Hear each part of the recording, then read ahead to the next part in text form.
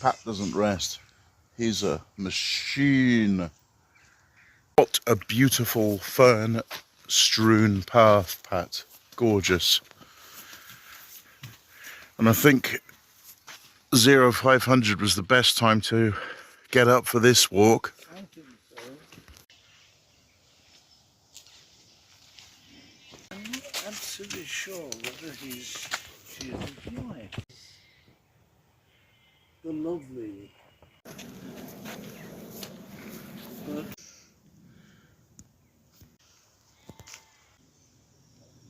steep pull-up. Now the reason Pat uses spikes on his sticks is because he wiped out on this little slope here. If you just look, Yes, looking. you see it's a steep climb. It's very dangerous on the ankles, that walk. War. Yeah, thanks for taking me on this walk, Pat. Oh, sorry, you're there. Good heavens above, what am I doing there?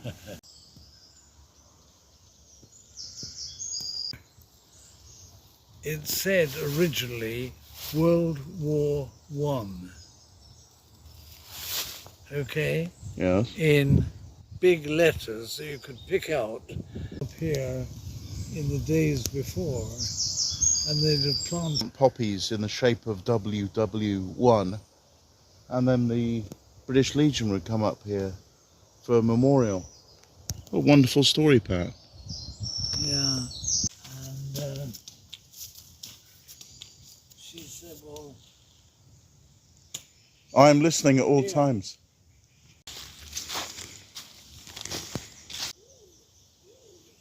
I had a long talk with Mrs. Brown.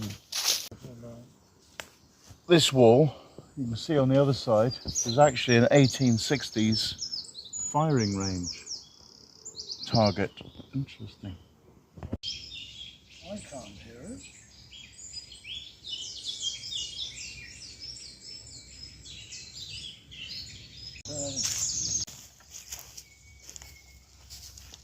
Very happy Labrador. So they're like, Let's try put up on that one that's near your toes. See if we can sneak in and get one.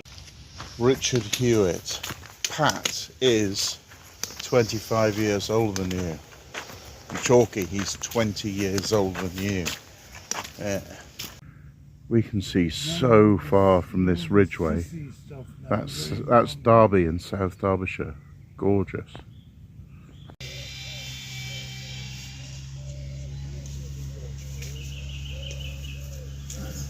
no food in there, and you can't get out. And so eventually a keeper will come along and just.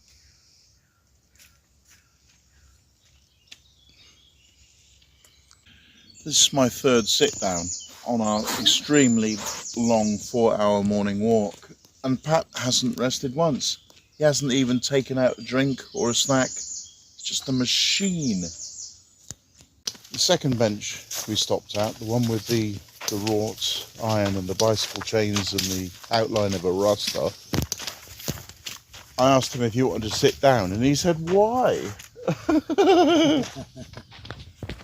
And I'm only 57.5, and I've had to have 3 sit downs on this walk.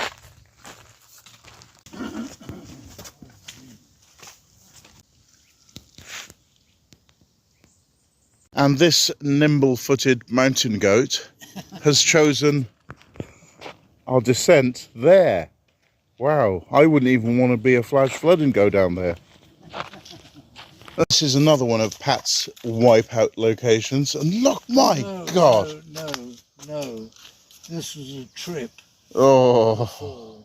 oh, This was a fall, not anything like that. Creepy Hollow. And there are deer grazing in that beautiful meadow. And that's how the Creepy Hollow looks.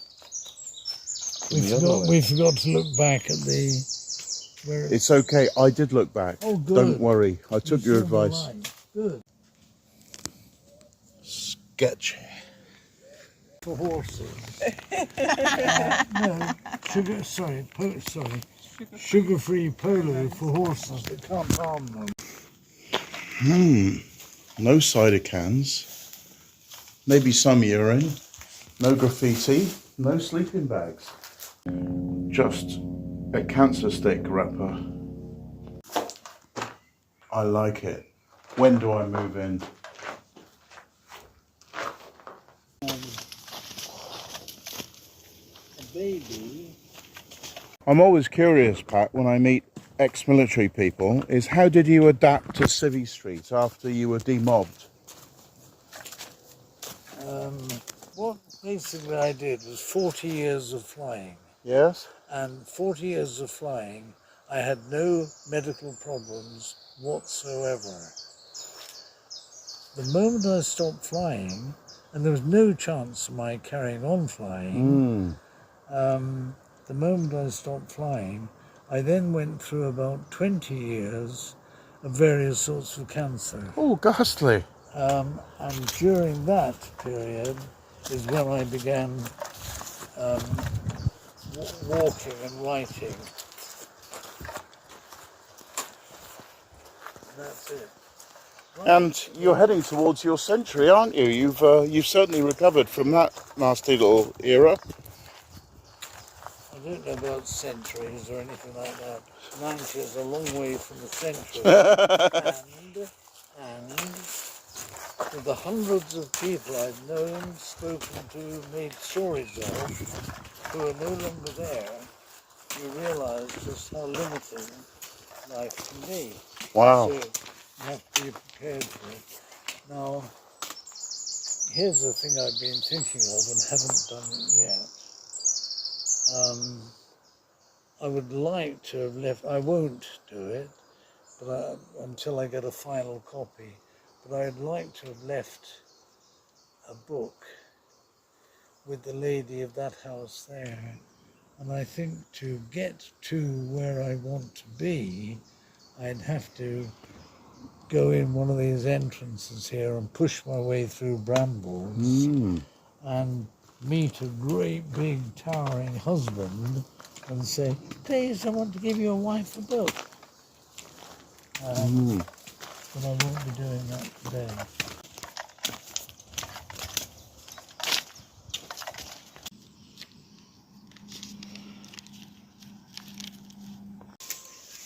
What I might have to do here. Wow. There's a knee-high chain between the fence and the wall. Well done, Pat. Sorry, what? Well done. That looked very sketchy.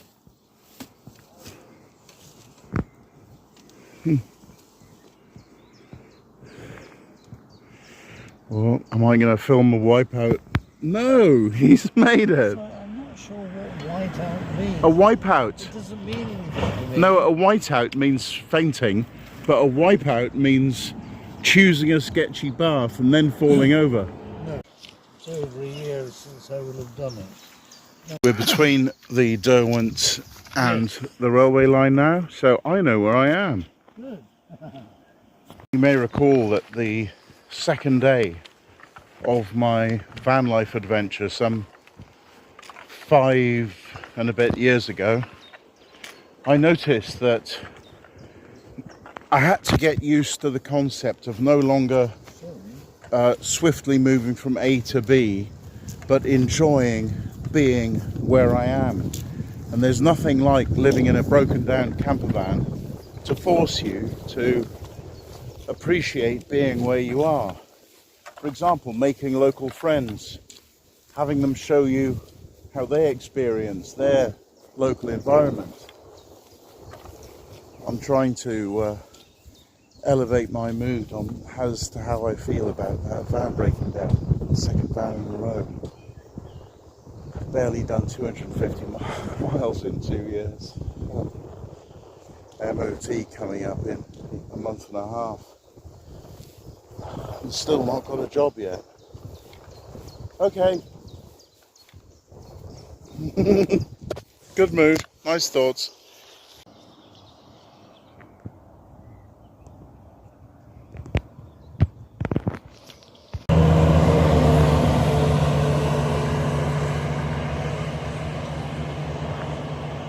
So Pat's allowing me to view another property here, I mean, the stunning location, which is the main selling point for all properties, of course. 1845. Nice greenery in the basement. I like it. And a sturdy ceiling. Yes, I like it. Although not really enough room to lie down flat anywhere. So no, I won't move into this one, Pat. But thanks for showing me. Oh, just coming up to my 4th rest now. But Pat has been on his feet for 5 hours solid. How many miles have we done? Must be at least 6.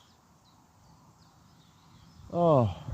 At the end, it'll be 3.78. No. It can't be so few. We've walked, oh mind you, it was a lot of very difficult terrain, wasn't it?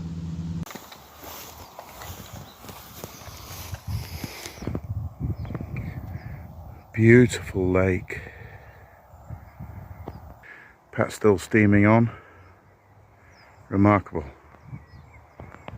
I've seen my first dragonfly of the summer. Oh, children, turn away now.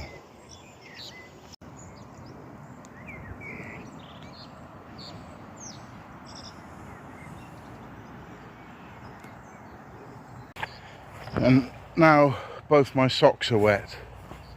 How I suffer for my art.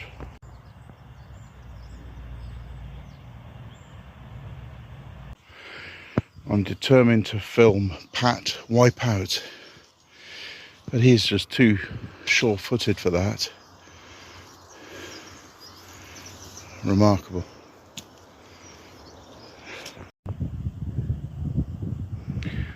They look like they're naughty and they're pretending that they haven't done anything wrong. Lovely spot. Those of you familiar with Cervantes' story of Don Quixote will recall that he had a sidekick called Sancho Panza, who without question followed this eccentric man along his noble quest to joust every windmill sail in Spain. And sometimes you have to drop your ego and realize that you're no longer the mentor and that you are the sidekick who has to say yes sir to everything that your mentor suggests. And other times you are the mentor who has to lead your sidekick. And you can never get trapped in one role or the other, otherwise you stop learning in life. I can't see it now. There's broken branches there.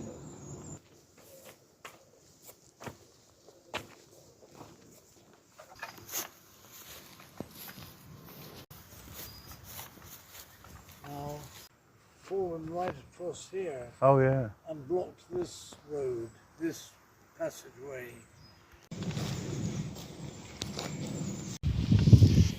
10:17 a.m.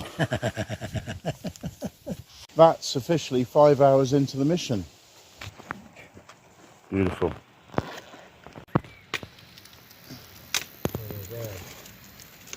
Oh, I've just been cuddling it for 2 minutes and now it's skittish.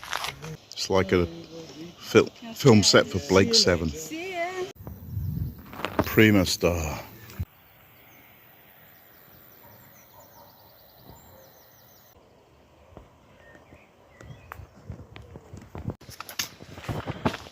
And we're almost back to where Pat's car was parked. Yes. Oh. Here. Breaking news, this is another one of Pat's wipeout points here. Yeah. We just passed another walker who appreciated this t-shirt. Nice to know there are other people awake out there. Not nearly enough for my liking. And thank you, Pat. That was an excellent adventure. Oh. Shut